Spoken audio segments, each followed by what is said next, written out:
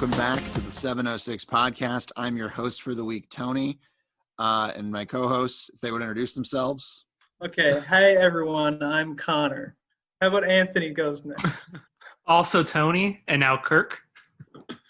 Yeah, I am Birch. Hello. Well, now everyone's going to be confused. Like, one Tony's really smart and correct, and the other one's really wrong. Like, it doesn't make any sense. Today we're going to be talking about Martin Scorsese's 1993 film, The Age of Innocence, starring Daniel Day-Lewis, Michelle Pfeiffer, and Winona Ryder. And as per our tradition, before I kind of give my spiel on this movie and why I picked it, I will let the others kind of have their brief say. So Connor, since you hosted last week and selected this movie among the three options, what did you think of it? This movie, first of all, Tony, it's Winona Ryder. Careful. Careful. You're already off on the wrong foot here. Okay. Oh, no. Yeah, Reddit's going angry. Piss off. I had to suppress my gasp as it didn't come through over Zoom. But this movie was pretty breathtaking, I must say. Cinematographically, it was incredible. Along the way, I sort of had my usual doubts about an adaptation of a novel. That, does this movie kind of deserve to sort of stand as a companion to the novel? What does it do differently? How does it effectively tell the story filmically?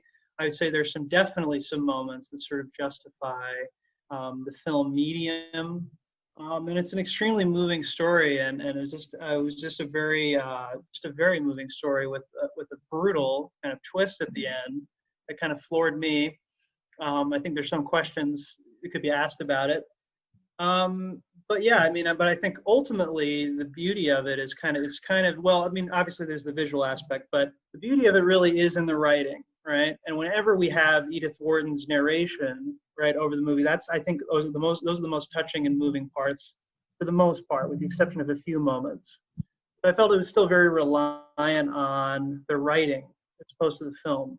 But I have to think a little bit more about where I stand exactly. I'm very positive, but I guess I have some misgivings about it. But it was a very good pick, I would say. Great. And what about Anthony? What did you think? Well, one of the issues is always, how do I like the film because I like the film on its own, or do I like it because it sort of is a companion to my love for the novel, which I think is one of, the greatest works of like American fiction, actually. I love Edith Wharton, and I love that book most of all. But one of the issues I have is it's a similar problem I have with adaptations to something like The Great Gatsby, in which the film wants to incorporate some of the most beautiful sentences ever written, in English language. Sure. But at times it feels too much, especially in the beginning, when I feel like he could have easily just let it be told visually. At times the narration overwhelms me. I'm also not particularly fond of the narrator and the voice that was chosen. At times I don't think the voice honestly even suits it, because I think for so much of the film is about the sort of underpinnings of repressed actions that's happening in this sort of society. And I think one of the big downfalls of the film is actually in the characterization and the choice of characterization around May, Winona Ryder's character. One of the things that I had a problem with in this adaptation is almost a lack of focus about how smart and cunning that character could be, about how someone could know how to navigate the societal game and society itself, to put themselves in the continual success of the eye of the public, the eye of the society. Whereas I feel like that happens very obviously in the book. In the film, though, I felt like that twist comes so far out of field because we don't get enough Winona Ryder. We don't get enough of her facial acting, her facial giving away of what's there beneath the repression. Okay. And Kirk? I have not read this esteemed novel. I have not read the book myself. Okay, well, there you go. I was Everyone skipped high school English. Yes. Well, first I'd like to say, Tony, thank you very much for nominating an apolitical movie. After having been inundated with stuff like The Last of Us, just totally full of politics. I just needed something that was politic free, just regular old white people talking about white people shit. And it was just nice and calm and made me feel happy. So I like that. Aside from that, no, I really wanted to like this movie. I was trying to. I really invested a lot into it, in like the sense that I invested a lot of emotional currency in trying to empathize with the characters and see this kind of very tragic romance unfold, and the discord it presented with the society in which they were living. And I felt that everything was a tad too muted by the pretense of it all for me to really latch on to any drama in a meaningful way.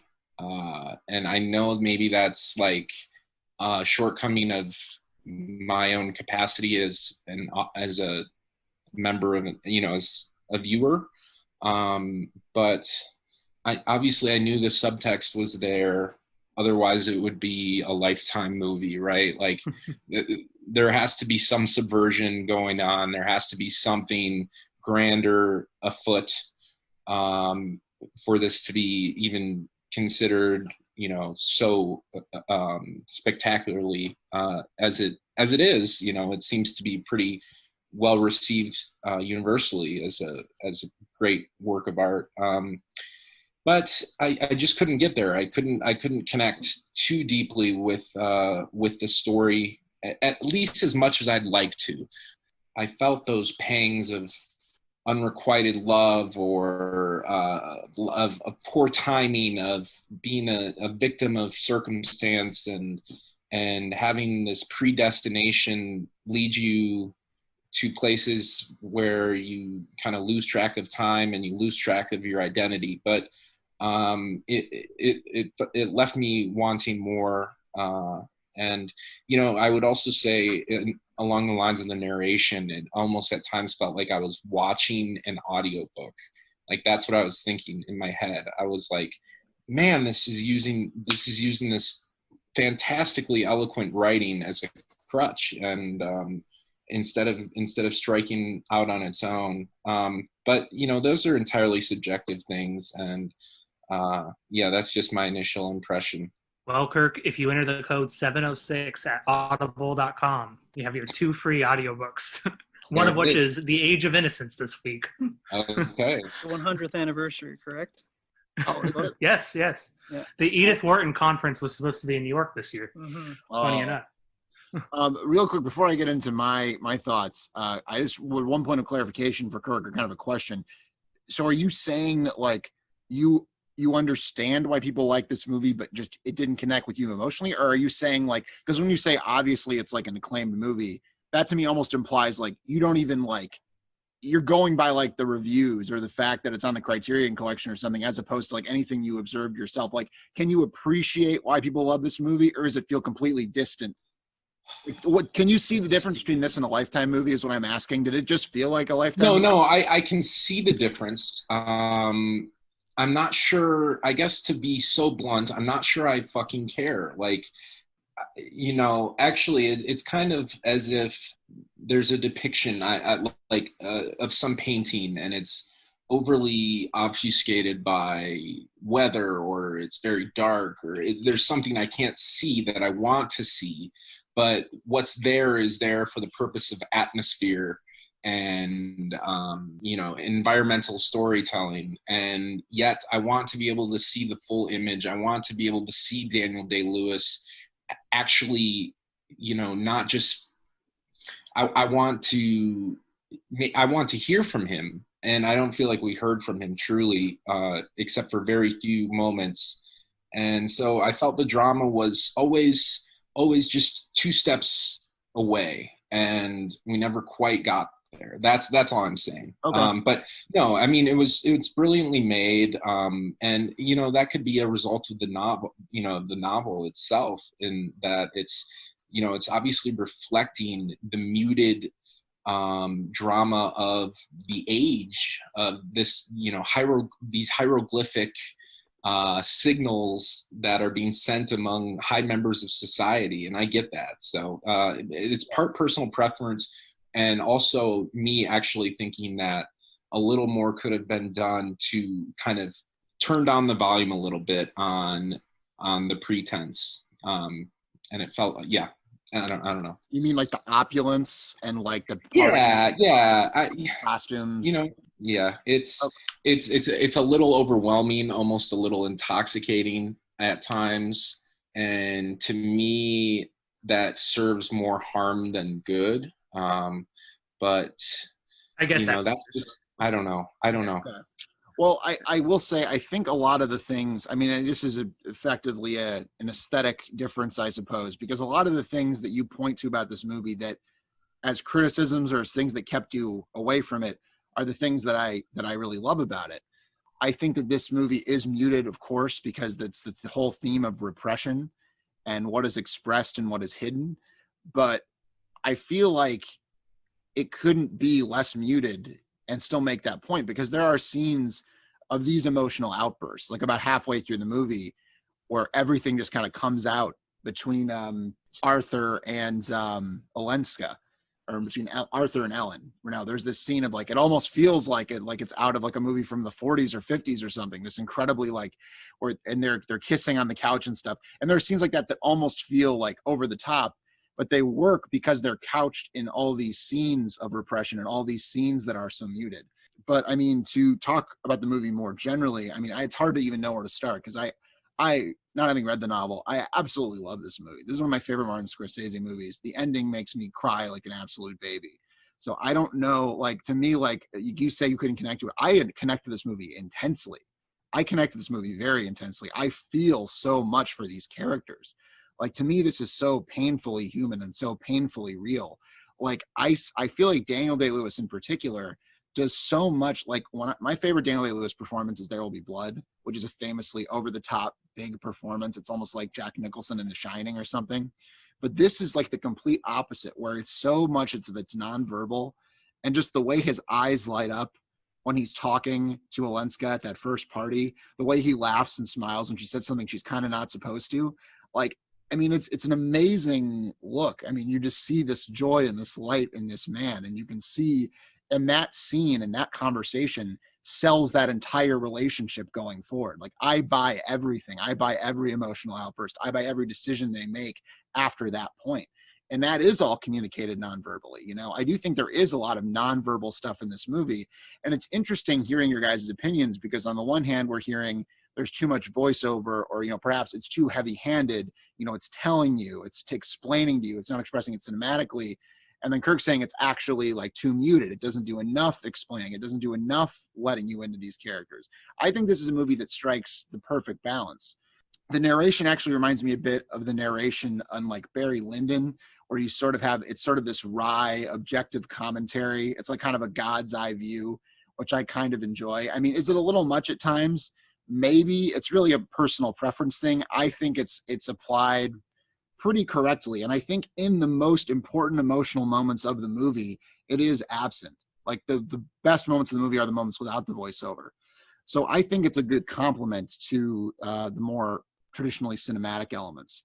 I love the absolute just kind of grab bag of cinematic tricks Martin Scorsese applies to this movie, how many techniques he pulls, because one of the things people said about this movie at the time was, oh, this is so different. This isn't like a Martin Scorsese movie. There's no guns in it.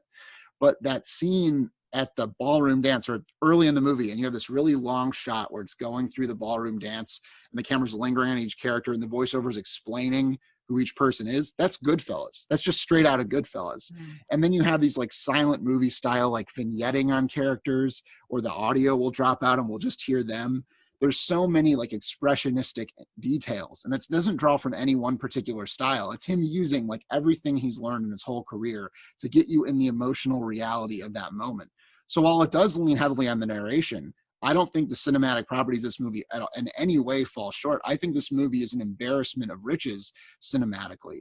And just on the most surface level of the incredible visual beauty, which parallels the paintings. We're seeing paintings all the time in this movie. And another thing that really underscores for me, and I'm not going to monologue, I won't go through every one of my notes here, but the other thing that I really noticed on this viewing too were the prevalence of paintings and the way that, like, you have these scenes of drama, you have these scenes of beauty, you have these scenes of intensity, and then everyone in reality is very formal, is very stiff, is very proper.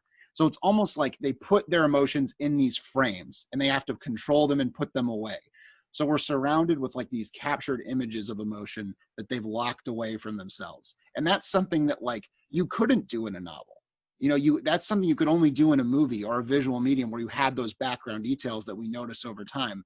So I think the point about the narration is well taken. That's probably the biggest objection most people would make to this movie. But to me, it's a perfect balance. And I just find it absolutely emotionally overwhelming.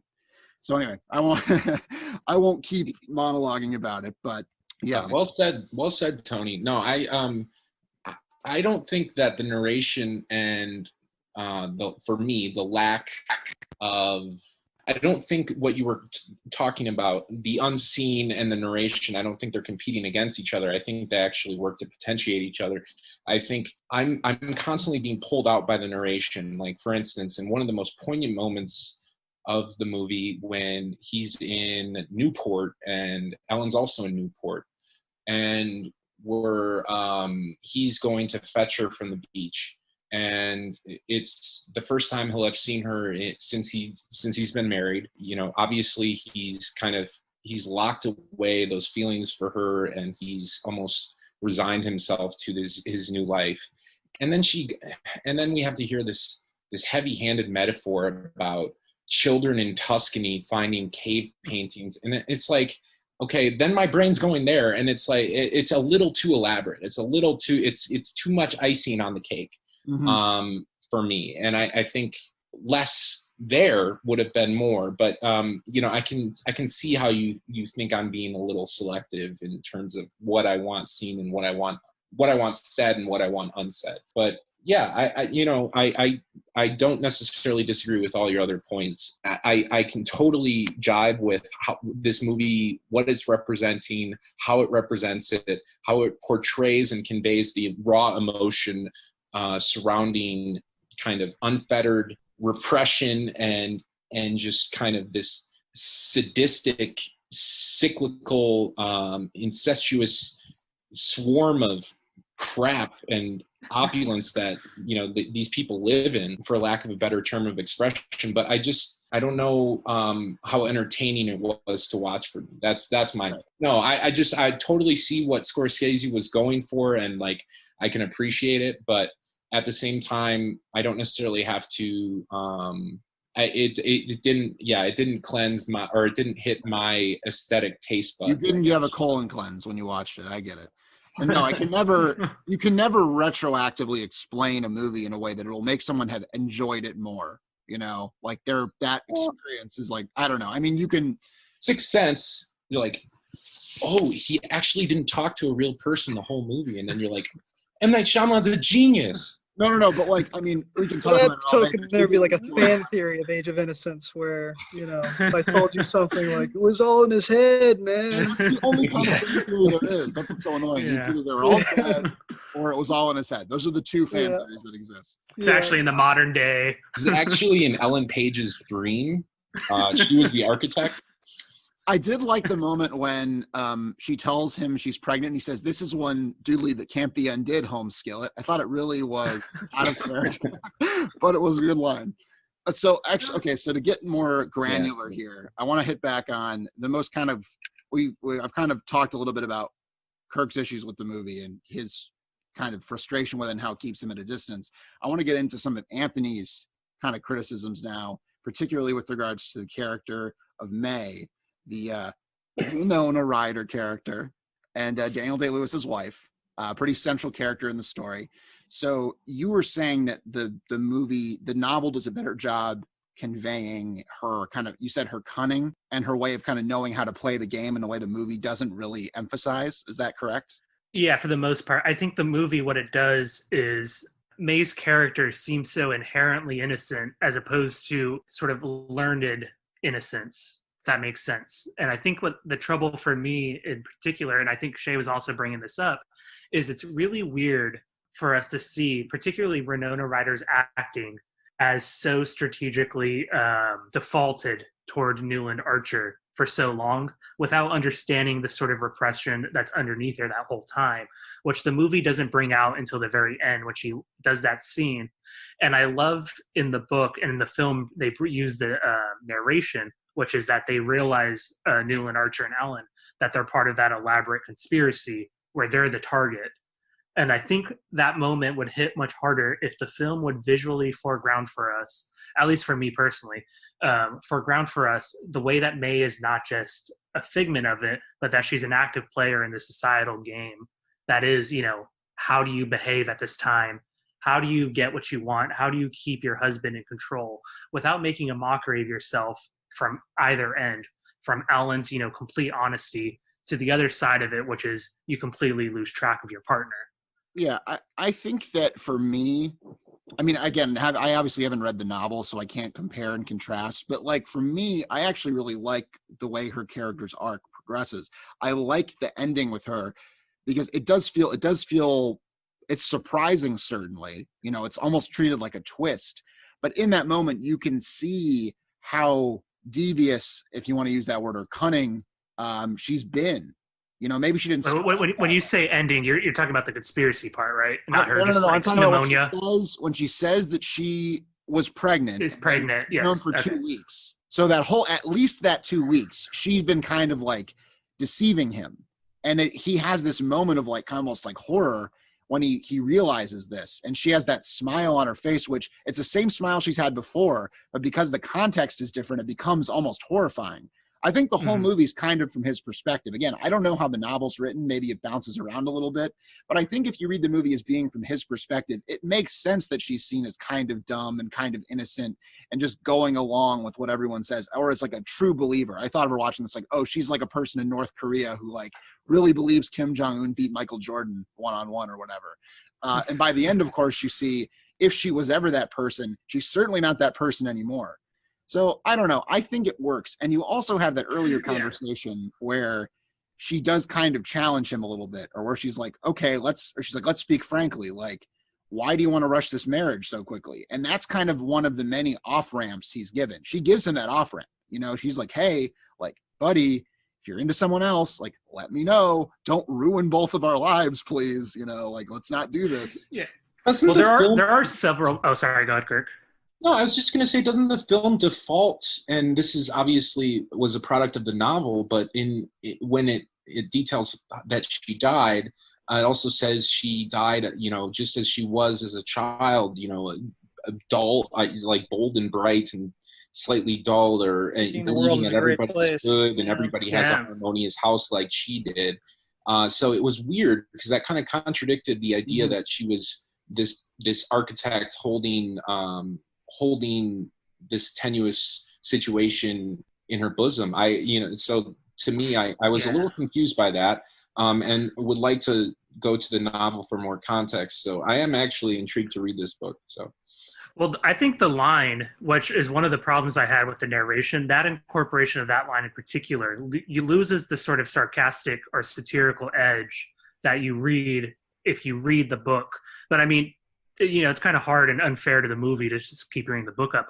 But I think on the film as a whole, one of the problems too is like, if it's from his perspective, there are definitely moments where she seems to offer the edge or to offer him the outline or the way out. When she brings up Ellen, you know, multiple times, but also from the other side is like, okay, so she's bringing up Ellen. She brings up, shouldn't you go see Ellen? Shouldn't you go visit Ellen? You should go talk to him or her. And also the idea of then, like, when he comes and he's like, let's move the marriage, out of nowhere, she finally agrees to the demand. So does that seem to be implying the sense that she knows something and she's still going to push the marriage forward? I think from his, when it's just from his perspective, it seems to just demystify or mystify her into that sort of dual role, where I think to me, it would have been more interesting to not be stuck there. To then finally, when we get to that line in the film where she dies, or the daughter's like the same way she is, like a dullard, that would have much more poignancy. I mean, perhaps. I mean, again, it's a counterfactual, right? I mean, we have the movie we have. I mean, I understand what you're going to bring in the novel, but I lack that context. So, I mean, again, I think I agree, Kirk, that line, it does complicate it. I don't think it necessarily contradicts it. I don't want to spend the whole time on it, but I do think it does perhaps undermine my reading. But well, unless you're seeing it, like you said, from his perspective, this novel is kind of like there's a narrator, but she's biased towards his perspective. But I've always seen the narration as being sort of outside of his head. The narration is sort of, that's the more objective. Yeah. So, okay. That's the less subjective part. So that's the tension. Connor, when you were saying you had like a hesitancy again towards the middle. Yeah. You said like towards the middle, you sort of had the hesitancy. I was just curious exactly what you meant. I like the view of your apartment too, by the way. Oh, thank you. I keep on walking back and forth, keep on forgetting things. The YouTube tour. Constantly walking around my apartment. I mean, yeah, I don't know about the middle. I mean, I guess I think I'm more positive on the narration than you guys are. In fact, I mean, I think there's some parts of it that there's just those amazing sort of, really kind of 19th century style gut punches. These very wry sort of observations, that are very direct and very brutal. The kind of thing of this is the moment when he realized, she was there was nothing behind her, right? I mean, and that too, that's kind of from his perspective, this sort of his realization that May is not, the wife that he wants. But if I could shift the topic a little bit and kind of evade, one thing is the ending, which the ending is obviously a gut punch in the sense that, right, on the one hand, he's unwilling to see Ellen. And after so many years and after his wife has died and maybe he still has a chance, there's a weird moment of internal monologue where he says, I'm only 57 or whatever, he's in the gallery. So we get a sense that maybe he still thinks this romance can spark. He looks up towards the window where he thinks she's staying, and then we see the secretary character, now much older, played by Jonathan Pryce from Brazil, for example. Yep. And so, that to me, while it's such a great gut punch because of the whole secretary subplot, this idea is this, there had been this rumor circulating about Ellen that she had, she had slept with or cheated on her husband, who was also a bastard, right, with his secretary, right? So the idea is kind of in the end that, well, it was never meant to be. She was really not she was not really giving anything up. In fact, what we thought was true was not the case. In fact, that she went back to Europe really to be with the secretary, right? So that it was more an issue of, it was actually her kind of infidelity in a way, right? And not her willingness to sacrifice her own happiness for his marriage, right, to May, right? So it kind of shifts the thing, but then it becomes a whole other kind of issue and not very apropos to the central, sort of debates of the movie, right, which is about this repression and whether to kind of seek kind of a more adventurous life or not. Right, it just felt it's sort of out of left field, right? It's a very interesting twist, but doesn't seem to kind of thematically cohere with the rest of it. That's very interesting. Well, there's the whole. Sorry, go ahead, Anthony. You've read no, you go ahead. Context, because I didn't read that way. I didn't even make that connection that was the secretary, that like she was cheating with him the whole time. I literally didn't even. That didn't hit me at all. I didn't. Maybe I'm wrong. Didn't even register. Yeah, I didn't think it was. I didn't think it was the same guy. Yeah, maybe it is, but what I like though about the ending is it's not merely like, as you say, a gut punch or like just a sad ending. I think there's a million possible ways to read it. I think it's one of the most open-ended possible endings. Like it's like obviously he goes away from her, but he could have any number of reasons for it. It's almost like a Rorschach test. I mean, in my kind of preferred reading, it's like the narration says he has this like perfect image of her. She'd become like perfect in his head, and she represented the life that he could have had basically. And she's idealized. And as soon as he meets her, as soon as he has a conversation, that'll be gone. And she'll be reduced to like one thing. She'll be reduced to what she really is. And maybe he won't even like her anymore. And that's too terrifying for him to face up to, which is tragic, but also like understandable in a way. Like so much of it is this movie to me is very tragic, but it's also like painfully like relatable. Like I can see myself in so many of his decisions throughout the movie. But anyway, how do you guys read the ending? Like, what do you take away from it? Well, I think if you take Connor's too, like thing is, if you are willing to crack, going along with your kind of reading that the movie's from Newland's point of view, if you're willing to find where the cracks are that challenge that point of view, for instance, Alan's multiple affairs, not just with the secretary, but with JB, and this idea that how much of her affair is actually interested in the Newland itself, but also curious about the money factor and where her freedom is always going to lie. Where and what guy gives her the most freedom, and where is she going to go to get that freedom? The movie, to get back to what Kirk was saying when he was saying it lacked a sort of political realm, also wants to say that it seems to be is that there is a freedom, but that freedom is back in the sort of like France like place where you escape to as long as you have the sort of money to do it. She thinks it's in America, but she realizes it's just a sort of carbon copy of all the repression elsewhere. And says she's actually more fine as long as she has the financial capital back in France. And I think Connor, and that's sort of true with Connor saying, the fact is that her husband's okay as long as he's able to keep getting money from her. You know, she's okay as long as she has the money to keep going with the secretary and whoever. But as long as she's in the right place and right time, which is specifically at that point France, which is kind of interesting. What about? Sorry, maybe it was just a complete hallucination. I'm sorry. Maybe I feel like that was a terrible misreading, but no, I think you're right.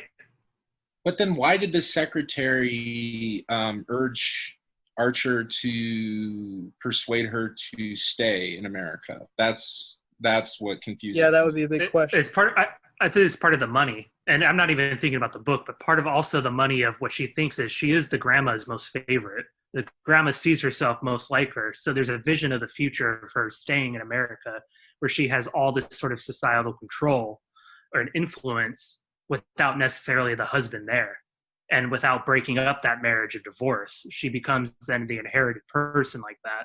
But it all goes awry when, you introduce the idea of May controlling Newland in that place with the child and with inheritance and things like that. The minutia. It's very specific, like the plans and the plots that go on and sort of the ways. I do love it almost reminds me of like the end of a season of The Shield, all the pieces in place at the end, all the players of the game. No, but it is funny because it is, again, it's like, it almost is like a Scorsese crime drama in the end, the way these people, all these things are consolidating quickly and plans going behind the scenes, and Joe Pesci's got to get whacked. It almost feels like that, and it catches us by surprise, but that's the way it had to be because of the decisions everyone has made leading up to that point. Well, Kirk's comment about it being like a Lifetime movie made me laugh because I kept thinking, it's like, how different though is this really from like Downton Abbey seasons 1 through 3? No, I take that back. I was being edgy there, but my thoughts lie on a spectrum, and that's one end of the spectrum, of course, the cynical version. But I thought the ending was quite beautiful, and I thought the best line, at least for me, the line that resonated most, that piqued my emotions, was the one you're mentioning, when he not when he actually says I'm only 57, but the idea of someone in your past becoming, constructing and almost fortifying an image of either a love interest. And I think that could go even with like parents or someone who's been in an abusive relationship. I mean, there's so many angles that could go. That was very beautiful line. But I, once again, I'm intrigued to read more of that, more of the same from her. But I thought it was a great ending. I didn't see it as him, kind of being resentful at all. I actually saw it as him kind of saying, well, I saw this forlorn character resigned to his time and place in history, realizing that the world has passed him by and that the world is moving towards change, but he was just a little too early for that change to actually affect his life for the better. And it was very tragic and romantic. And so it definitely left me with certain feelings. But anyways. My favorite line is actually the last line when he says, just say I'm old fashioned, and he smiles. Yeah, that's very good. That gets me every time, man. Ooh. Yeah. The one other thing, I don't know, we've probably been going about the length we usually go, but one other thing I forgot to note earlier that I actually really appreciate about this movie that I noted more this time is because we're sort of seeing things from Arthur's perspective, the most kind of natural surface level reading of the movie is like, here's this kind of good man who is sort of like a tragic victim of his time, and all these malevolent players of the game around him are conspiring to make his life, hell. But like the reality is, you watch this movie, is he's kind of a bad guy. He does a lot of emotional violence throughout this movie. He hurts these women in a lot of ways. Kind of predatory, yeah. And if he had just been honest from the beginning, he would have saved everyone a whole lot of heartache.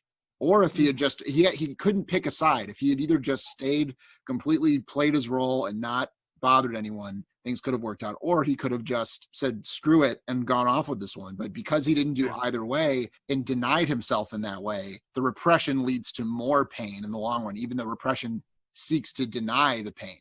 It's denying the pain that causes more pain. And I really like that because it never demonizes him for this or really calls it out specifically. But I think it's very clearly there when you're paying attention. Well, it was one of that great like opening lines where it talks about his like problem of like he loves change and he loves like the open expression, but he also inherited his family's, or he inherited the love, the societal love of the family, and so he has that kind of societal contradiction at the end of the day. He wants to be craved and he wants to be enjoyed in the high class. There's the one part where they briefly have to consider, well, if we did this, if we ran away together, Archer, we'd have to live, I forget what they say, but in a lifestyle to which we were unaccustomed or something we'd like have that. To and get that's jobs. like the furthest line. Yeah. And that's just the unthinkable, right? He does have a job, but yeah. It would be true. Yeah, he's a lawyer. We never see him doing much lawyering. But it's not a lot of lawyers. Tony's job. That's why I like it. Yeah, obviously. Yeah. Okay. Well. Yeah. Why don't we go? Why don't you guys do your final thoughts and then cast your vote? So let's start. Well, Connor, why don't you start us off? Sure.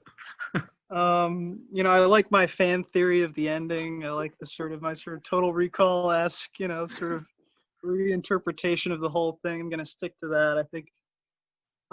Anyway, but no, it's a very poignant movie. So incredibly well done. I think this is a very good example of, kind of how to adapt a novel. I would say yes. All right. And let's do Kirk. Okay. Yeah. Are you trying to make it 1-1 going into? No, I'm not. I'm just just no. Just say because I might surprise you. Actually, Tony, you won me over. And I think a lot of my gripes with this movie are because I found it. It's a mood. It's a movie that could hit you in a variety of different ways depending on how you come into it and the mindset you bring into it, and perhaps taking a more objective stance, I can appreciate it a little bit more. But I will say one improvement, a note for Scorsese: if you would have switched the scores of Shutter Island with this movie, they would have made both films exponentially better. Can you imagine? Can you imagine the discord? Oh, would have been so beautiful. I love the score in this movie, but. Yeah, I actually did too. So Kurt, it's beautiful. Yeah, I'll give it a yes. I think this is a movie I would like to see again, but in like 20 years. So I'll give it a yes. It's obviously Scorsese. So okay. Well, Anthony, let me just say that Connor corrected Tony's pronunciation at the beginning, but I think Tony's all his points are moot because he's been calling Daniel Day-Lewis's character Arthur this whole time. It's Archer. Newland Archer. I don't know, Newland Archer, so while he's been reading Schmoop. That's a tough name, though. That's a tough name. No, I mean, it's obviously a yes for both of them. I probably would have said a soft yes had Kirk said no, but I'm going to say a soft no. Hey, that's not how it works.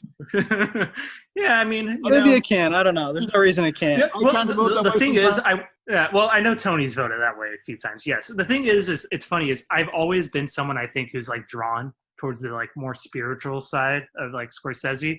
Like I love The Last Temptation of Christ. I mean, I love Goodfellas and all that too, but the ones that have really always hit me have been like the more religious ones, Last Temptation, Silence, and things like that. And I would have thought this would fit in there a bit more heavily, of the more sort of softer side of him, but it's actually kind of on the lower end of that scale for me as well, which is what I would have said. All I'm going to say is, guys, I don't like this movie at all. This was just a test to see if Anthony would ever vote for a Tony movie, and I think if he won't vote for this one, he's never going to vote for one of the movies. So I think case closed, folks. I don't think Tony likes this movie. I think it's just his cool pick. He just uses it to seem softer, a little less. I go to parties, and when I play Wonderwall on my Martin acoustic guitar, I ask them if they've seen The Age of Innocence. Yeah, it's this and Shark Tale. All right, so what do you got? We got to decide now what we're going to watch next week. So you guys can pitch movies to me. So Anthony went a while back. So Anthony, why don't you decide the order? Let me go last to see if this movie's available. Oh, okay. Oh, I didn't consider that shit. Who goes first? It doesn't matter. Just say Connor, just go.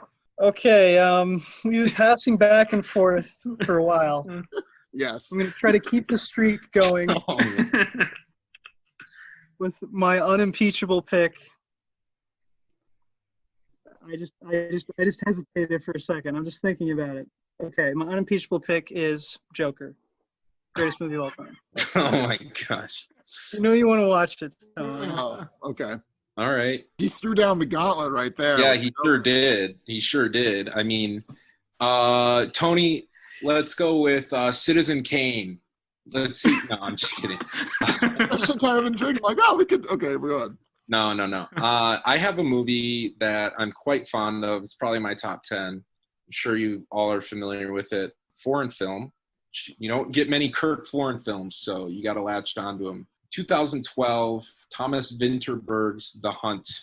Oh, okay. The film is so beautiful and so excruciatingly difficult to live in at times. And Mads Mikkelsen gives what I feel is an Oscar-worthy performance, especially considering some of the other winners in the recent years. And I just think on top of all that, obviously it's been done to death recently, but it would be quite an interesting conversation for us to have regarding what are the rules, and I'm going to sound like I'm red pilling here, but how do we interpret whether or not to, or how do we decide whether or not to ostracize somebody, and what does that look like, and what's the emotional element to that? And yeah, so I don't know. It would make for fascinating meta conversation, I think. Anyways, go ahead. Interesting. Well, continuing on the theme of the alt-right and Tucker Carlson's favorite list. No. All right. I'm going to do it different. I usually tailor it for Tony, but I'm just going to go with one of the ones I like a lot. There's no escape, yeah. Yeah, it's a film. It's definitely an Anthony film. It's a Brazilian film. I don't know if any of you have heard it. It's called Good Manners. It's a Juliana Rojas movie, Mark Dutroux, Portuguese and Spanish. It's basically a sort of Guillermo del Toro-esque film about kind of race and class and the sort of subject of living in this sort of rave of Brazil, the sort of poor communities. But of course, there's a sort of supernatural twist, sort of gothic type movie. But basically, the movie takes place of a sort of black woman who decides to become a nanny for a sort of wealthy woman who's been left by the guy that knocked her up. The movie kicks off from there. And I don't want to give anything away about it, so I'll just stop. When's it from, Anthony? 2017. Oh, so relatively recent. Okay, I've not heard of this movie. Okay, so I guess we should do some rebuttals, and I'll let you guys rebut whatever way you want. Let me just double check something. So Anthony, you want to watch Good Nanners, a movie about the Dole Fruit Company and how they put stickers on every banana that they fit. I don't want to watch that shit. It sounds banal. And Connor, Kirk. Jeez. I we might need to cut that one about 10 years, but Tina Fey style. But let's just keep going through. No, I love my movie. I think everything else, all the other choices are admirable as well. I have nothing bad to say. I haven't actually seen either of them. Really? Yeah, actually, Joker's like a movie I feel like you kind of hover over on Amazon Prime or whatever it's streaming on, and I'm kind of like, tonight's the night, and then I go do a different movie. That's my feeling about Joker. It's like a movie I have interest in seeing, but it's simultaneously I have no interest in seeing, if that makes sense. Sure. It's Yeah. just like I enjoyed the discourse from every side. Oh, it was And that's so about good. it. It was so good. That was a great month. That was a great month. So there's that. And, Kirk always picks different and interesting movies to have a conversation about. I don't really know much about his film. Oh yeah. And so I'd be willing to give it a shot. It's about a Danish kindergarten teacher who's falsely accused by a family friend's daughter of sexual assault. Yeah. Oh, okay. I think I remember you bringing this up actually before. So yeah. It's one of my favorites. And as for me, I recommended the Joker. The Joker or Joker. There's not much more to say. You want to be part of the discourse. You want to weigh in. What a great movie. It's just like the social themes, right? It's just very deep. And I've seen The Hunt. The Hunt is pretty cool. I felt sort of very uncomfortable watching it because I felt almost that it was almost a very like red-pilled movie and sort of the arguments that it makes, I guess. But still, it's kind of worth watching for that reason. I mean, it goes into controversial territory, but territory that's still worth exploring. I have not seen Good Manners. I've never heard of it before. It's intriguing, but, come on, it's no Joker, right? Same argument has won Connor many a battle recently. Won't really argue anymore, I guess. I Joker kind of speaks for itself. These are all good. I think these are all good picks. These are all good choices. I think they're all like discussable. My one, and leaving completely aside the fact that Connor and I have been passing it back and forth, I feel like with Joker, it's kind of all been said. You know what I mean? Like the discourse it was like a forest fire and it burned down the whole forest. And I'm not saying there aren't unplumbed depths of Joker. I'm sure we let someone come in and plant the new seed. There are new trees growing as we speak. Yeah, it's so recent, and it was like an Oscar-winning film, and it was so talked about that it's almost like I feel like doing Joker is almost like doing Parasite. It's almost like I mean, I like Parasite more than Joker, although I enjoy both. But it's kind of like I want to go a little further back, a little bit more off the beaten path than that. That's my concern. Although it would be fun to do an episode on it, so maybe in the future. I've not heard of Anthony. This is your one chance. I'll never recommend it again. We're actually all recommending it next week. Yeah.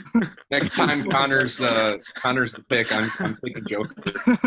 Damn it. No, guys, don't. We have to make Suicide Squad, and you'll have Joker pick. Yeah. I haven't seen Anthony's movie. It does sound very interesting. I'm intrigued by it, but I mean, The Hunt I saw it years ago, but I do think that it does delve into some really fascinating. I mean, the fact that it is kind of uncomfortable is almost what makes me want to, because Joker got all this press for being like transgressive when it's not really transgressive. I don't think, not really. And I don't know that The Hunt is transgressive per se, but it is kind of in that realm of like, it makes people nervous to almost talk about it. But I do think it delves into some very interesting issues and some kind of nuanced issues and some hard issues to parse that don't conveniently map onto kind of pre-existing political schema we might bring to most movies we watch. And that's something about it that I find kind of intriguing. And I think that we would all find our own kind of angle on it and our own kind of threads to pull on about it. So for that reason, I do kind of want to do The Hunt. So I'll say The Hunt. Okay, I thought you were gonna lay a butt on me right there. No, I'm not. I'm not Gordon Ramsay. Okay. Oh, thank you, Tony. This is a movie that how shall I say this?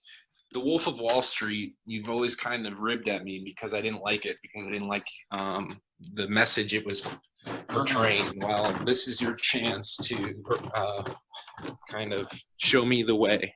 But I show you the way. I'm excited to also hear what Anthony has to say about it and to hear how Connor views it. Maybe especially, I mean, it's the most relevant thing you can think of right now, talking about allegations of sexual assault. Maybe we're not the right panel to be discussing that, but I think we also can approach it with as much caution and discretion as possible. So, Kirk, are you going to pull a switcheroo and really play that one film that was kind of banned for a short time? Oh, wait, are you going to play The Hunt, the new movie that came out this year? The 2020? About the ones killing liberals, yeah. Tony would love that, so. I want to watch it. I'm curious. I don't know. Yeah, Tony's favorite films: Joker, Parasite, Wolf of Wall Street, and Shark Tale. Shark Tale. Shrek 3. Gotta have that on there. Solo. All right, guys. Well, thank you for listening as always, and we'll see you soon with The Hunt.